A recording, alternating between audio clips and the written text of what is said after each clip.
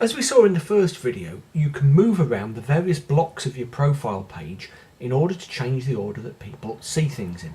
Okay, right here at the top I have my summary, okay, my career summary, and as you can see it's a movable block, and I've put it right there underneath my profile photo, and I think you should too. Okay, many LinkedIn users make the mistake of not writing a summary. Okay, it's a very good idea to write one, and as I say, have it right there, right underneath your photo. Again, it's all about first impressions. It's just like the stuff we said in the photo. Okay, you'll remember if you saw the photo video, I gave the example of my good friend Kate, who's got this lovely photo and then this lovely short intro paragraph to her summary right underneath it. And within a few seconds of seeing that, people get a sense of what Kate's all about. I've tried to do the same sort of thing here. A few tips for you. As you can see, what I've done is keep the paragraphs nice and short. Okay, no more than 2 or 3 lines, and the first couple of paragraphs really need to be just a couple of lines. Okay, the whole thing in fact isn't that long. I think the maximum you need to go for is about 150 to 200 words. Okay, so this summary is at the point where if I wanted to add something, I'd want to take something else out first.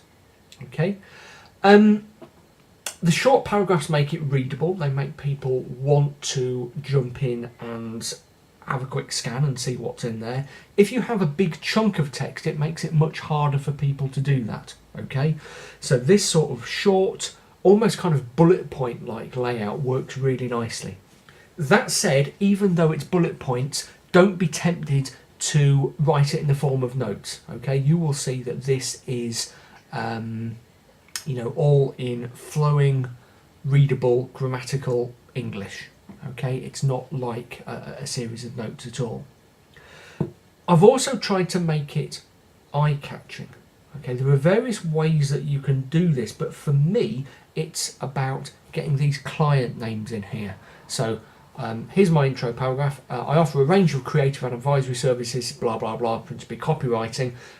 Okay, that's fine, people will get that quite quickly, but here is the real credibility builder. My clients include J&J, Which, Barclays, British Gas, TalkTalk, Daily Telegraph, and straight away people are beginning to trust me and take me seriously, I hope, or at least that is the idea. So try to do the same thing.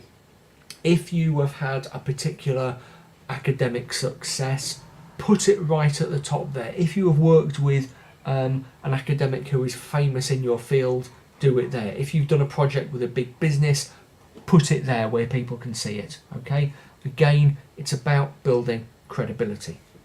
As I said, make sure it's completely grammatical and free, by which I mean completely free of spelling and punctuation mistakes. Yeah, people might be skimming it, but they will home in on small errors like missed or misused apostrophes.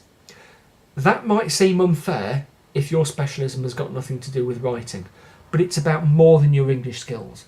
People will say to themselves, if she can't take care of writing his or her LinkedIn profile, how much care will he or she take over the work that I give him or her? Getting bogged down in my pronouns there. Anyway, now, never write something and post it straight away. Sleep on it, double check it, and get someone else to proofread it. Keep everything plain, simple, direct, and resist the urge to use fancy words or complicated sentence constructions just to make yourself look clever. Keep it plain and simple and straightforward. Certainly avoid business jargon.